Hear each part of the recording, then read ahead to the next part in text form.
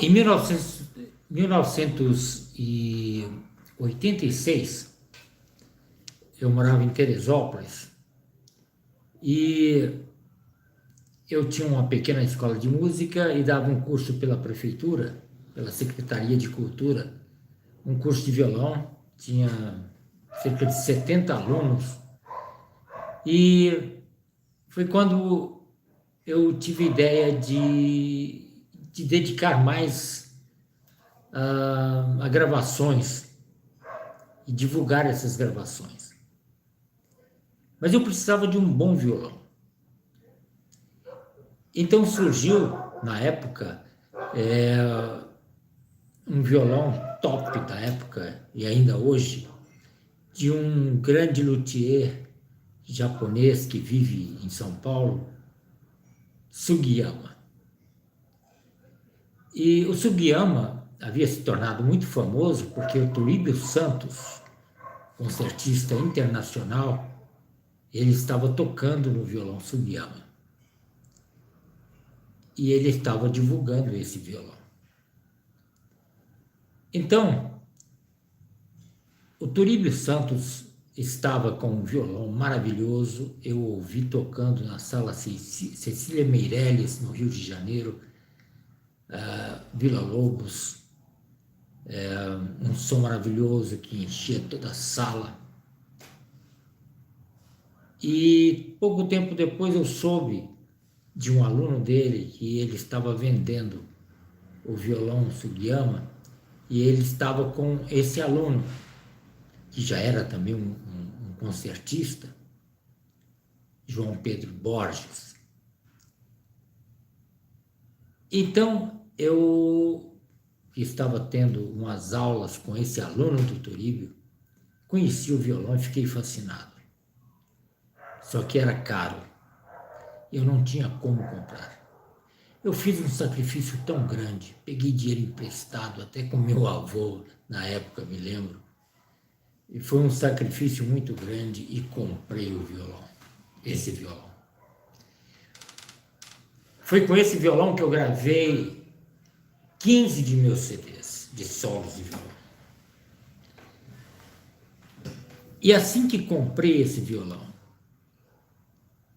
eu já tinha de um violão anterior que eu havia tomado emprestado, eu havia gravado 2 LPs na época, Violão, Morgo e Pássaros, música para meditação, música sacra, uma gravação lançada pela GBM. E aí, agora eu estava com o violão e eu havia ganhado 800 discos, eram 2 LPs, a GBM dava de brinde para aqueles que gravavam para eles, dava como uma gratificação 400 LPs. E eu tinha, então, em casa 800 LPs e não sabia o que eu ia fazer com ele. Eu passei 80 desses LPs, que era a 10ª parte, entreguei para a igreja na qual eu frequentava e eles fizeram uma boa divulgação desses LPs lá em Teresópolis. Então, como eu tinha muitos LPs, eu comecei a vender esses LPs, a doar, dar de presentes. Mas como a situação começou a ficar difícil, eu precisava ganhar dinheiro até mesmo para pagar o empréstimo que eu havia feito, eu pensei em vender. E aí eu comecei a viajar não, a fazer um trabalho, porque antes eu vendia livros, né, no tempo que eu fazia o curso de faculdade. Então eu comecei em Teresópolis mesmo, fazendo uma visita de casa em casa. E como eu trabalhava para a prefeitura, no curso de violão, eu coloquei como sendo um esforço cultural da prefeitura, que eu estava visitando os lares para falar da música, e eu levava o violão comigo e tocava. E tocava. E as pessoas compravam os LPs. E Aí, enquanto eu passava de casa em casa, eu encontrei uma empresa de móveis, uma fábrica de móveis. E o diretor ali, o gerente, aceitou reunir, depois do almoço, antes do segundo expediente, reunir todos os funcionários para que eu pudesse dar um recital. E eu toquei com esse violão. Eu vendi cerca de 20 LPs ou mais. E fiquei tão empolgado que eu comecei a visitar empresas, tocando. E logo aqueles LPs acabaram. Então eu fiz a primeira gravação com esse violão. Era um cassete na época. Era a fase dos cassetes. Então eu comecei a produzir no Rio de Janeiro aqueles cassetes e visitava as empresas para vendê-los.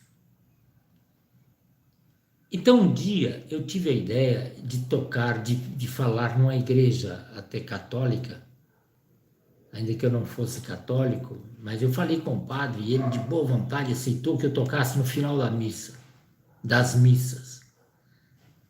Toquei então no final de 3 missas naquela igreja e eu toquei 4 músicas de meditação.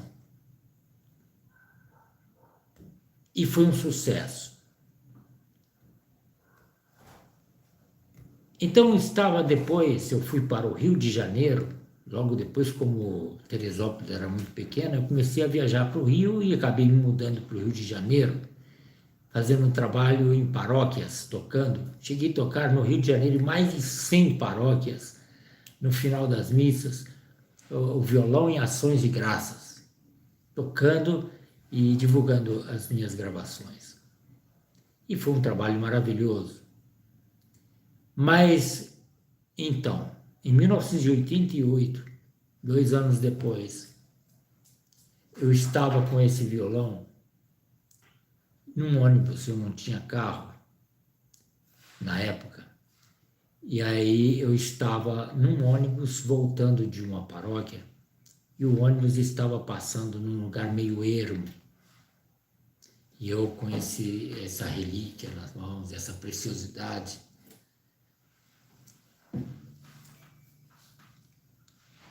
Então o ônibus parou num ponto e entraram 2 bandidos. Um entrou à frente com uma arma em punho e rendeu o motorista.